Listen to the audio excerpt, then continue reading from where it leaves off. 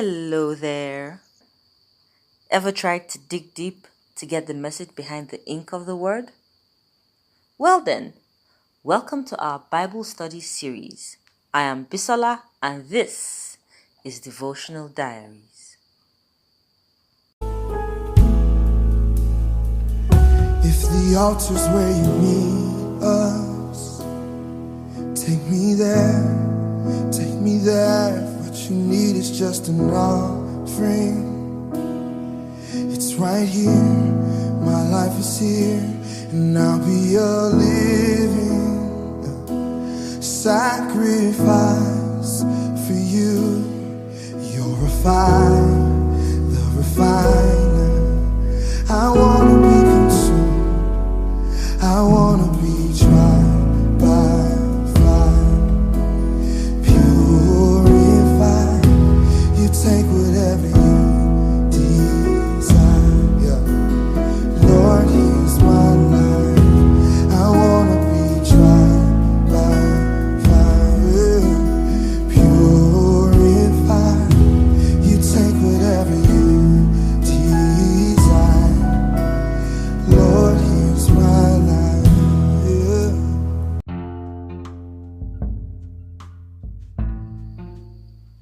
Have you been enjoying the book of Romans so far?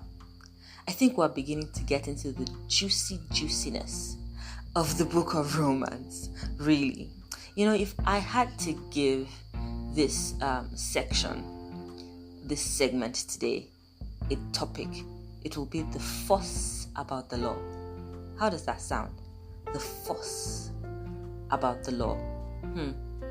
Anyway, let's get into it. What does Romans chapter 2 from verse 17 to 29 say? Let's start reading. You who call yourselves Jews are relying on God's law, and you boast about your special relationship with Him. You know what He wants, you know what is right, because you have been taught His law. You are convinced that you are a guide for the blind and a light for people who are lost in darkness. You think you can just instruct the ignorant and teach children the ways of God. For you are certain that God's law gives you complete knowledge and truth. Well then, if you teach others, why don't you teach yourself? You tell others not to steal, but do you steal?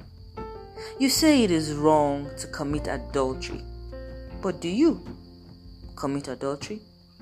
You condemn idolatry, but do you use the items stolen from pagan temples?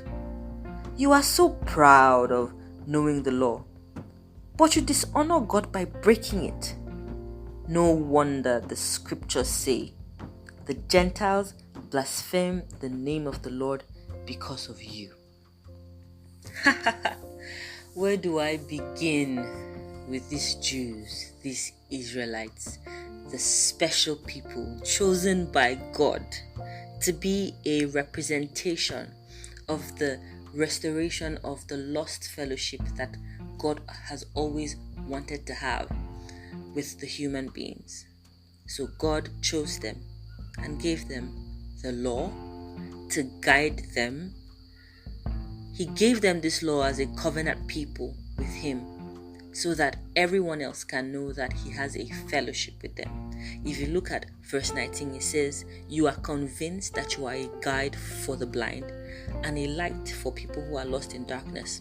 So the relationship that God wanted to have with the Jews was supposed to be a model for the rest of the world to see and desire, because this was God trying to show us that after Adam and Eve sinned and broke that relationship that He had with us, He had always been looking for a means to try to get us back into that fellowship with Him.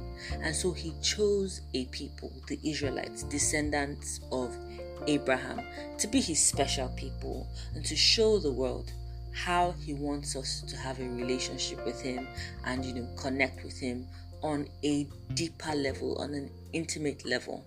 And He gave them this law to guide their lives. However, they just believed that, we have the law, So we're good, we're fine, as long as we know the law, as long as we were given the law, then everything is good. However, they weren't obeying the law. And see what verse 24 says. It says, no one that the scriptures say, the Gentiles blaspheme the name of God because of you. So they were breaking the law. And of course, it didn't make any sense. Okay, we're going to move on from verse 25. The Jewish ceremony of circumcision has value only if you obey God's law. But if you don't obey God's law, you are no better off than any uncircumcised Gentile. And if the Gentiles obey God's law, won't God declare them to be his own people? In fact, uncircumcised Gentiles who keep God's law will condemn you Jews who are circumcised and possess God's law, but don't obey it. For you are not a true Jew just because you were born of Jewish parents or because you have gone through the ceremony of circumcision. No, a true Jew is one whose heart is right with God. And true circumcision is not merely obeying the letter of the law. Rather, it is a change of heart produced by God's Spirit, and a person with a changed heart seeks praise from God and not from people. I want us to just pause right there and think about what we have just read a little. If you have your Bible, I would advise that you open it and read it as well. What do you see and what jumps at you? If you read Genesis chapter 17 from verse 9 to 14, you'll see where God made a covenant with Abraham, of which birthed Jews. Of course, so we have in the genealogy, we have Abraham, and Abraham gave birth to Isaac, and Isaac gave birth to Jacob. God changed Jacob's name to Israel, and it is from Israel that we have the 12 tribes. The 12 tribes which make up the Israelites. So they were a covenant people with God, and God had already instructed them to be circumcised as a sign of their covenant. Now, because of this covenant that they had with God, they believed that they were better off than everyone else. What they failed to understand was that the act of circumcision was simply a representation of a cutting away, like a moving away of living for our flesh, living for our human desires, to living a life that is right with God. See what from verse 28 says. It says, for you are not a true Jew just because you were born to Jewish parents or because you have gone through the ceremony of circumcision. No, a true Jew is one whose heart is right with God. So no one can claim, oh, I am born a Jew, so I have special standing with God. I'm a Jew because my heart is right with God. And if yours is right with God as well, then you are. It further says that true circumcision is not merely obeying the letter of the law. Rather, it is a change of heart.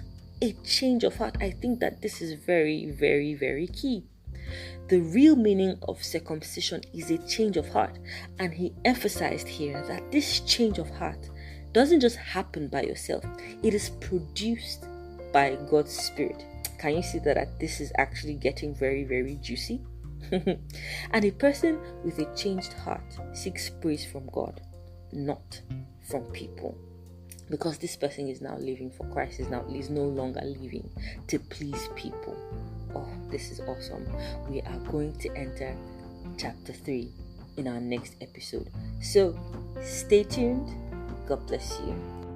Please go ahead to like and subscribe to this audio. You can follow me on Instagram and send me an email using the links in the description box. See you next time. Bye.